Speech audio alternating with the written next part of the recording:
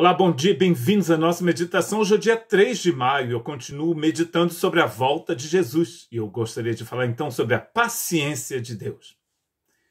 2 Pedro, capítulo 3, versos 8 e 9. Logo, amados, não se esqueçam disso, que para o Senhor um dia é como 1000 anos e 1000 anos como um dia.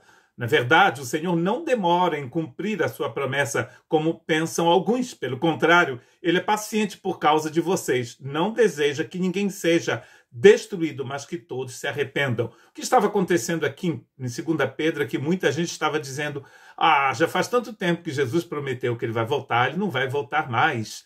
E, inclusive, não haverá julgamento. Então, você pode continuar fazendo o que você está fazendo, porque, de qualquer forma, nada vai acontecer. Claro que essas pessoas que já viveram há mais de 2000 anos atrás se esqueceram que elas iriam morrer, não é mesmo?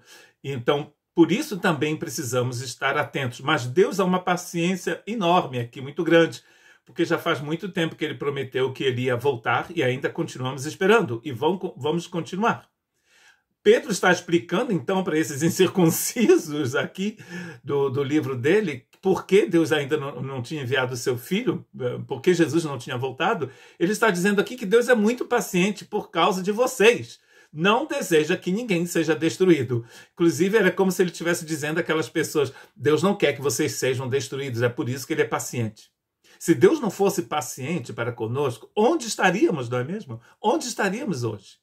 Deus é extremamente paciente. Deus deseja que todos se arrependam. Inclusive, Deus está desejando agora mesmo que você se arrependa, que você se volte para Ele, volte para o perdão de Deus, para o amor de Deus, se você ainda não o conhece.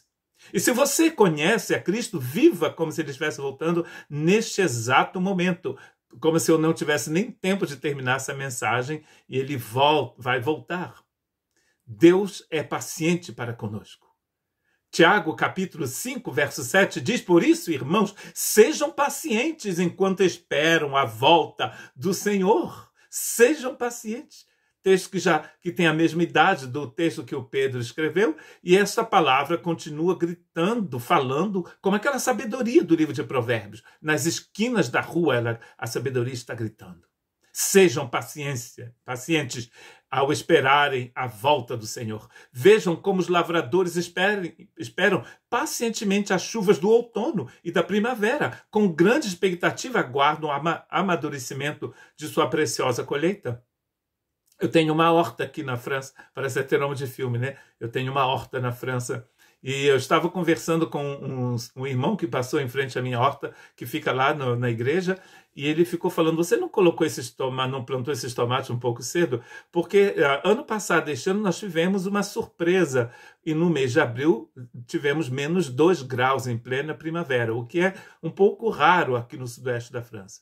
Então, os tomates, as berinjelas e os pimentões morreram congelados porque são plantas que não gostam de frio.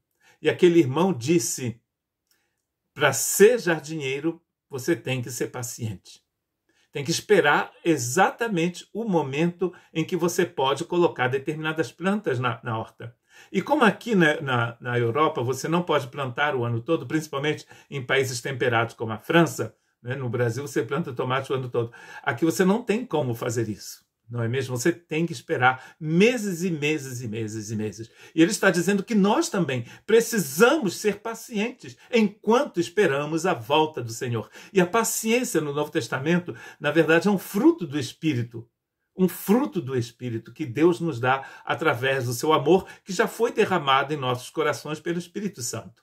João capítulo 6, verso 37, contudo, aqueles que o Pai me dão virão a mim, e eu jamais os rejeitarei.